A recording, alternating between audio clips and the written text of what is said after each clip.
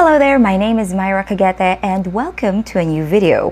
Which of these two sentences is correct? Letter A, the president together with his bodyguards was boarding the plane. Letter B, the president together with his bodyguards were boarding the plane. What's your answer?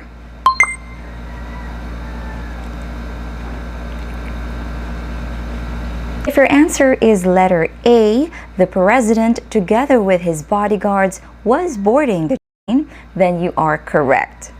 When two different subjects are connected by together with, along with, or as well as, the verb agrees with the first subject mentioned in your sentence. Ibig sabihin yan, ang verb na gagamitin natin ay dedepende sa kung ano yung first subject na binanggit natin sa ating sentence. Dahil ang subject na binanggit natin sa sentence na yan is the president, which is singular, kailangan singular din ang verb na gagamitin natin. Kailangan hindi makakaapekto yung phrase na together with his bodyguards doon sa agreement ng subject at saka verb sa sentence na yan.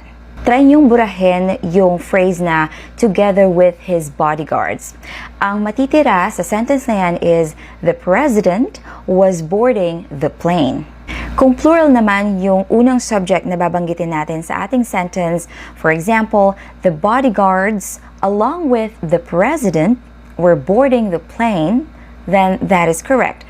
Were ang ginamit natin, which is plural, kasi yung first subject nga na binanggit natin is also plural. Yung mga word na bodyguards. Let's imagine wala yung phrase na along with the president. Ang matitira sa sentence na yan is the bodyguards were boarding the plane. If you like this video, please don't forget to give it a thumbs up.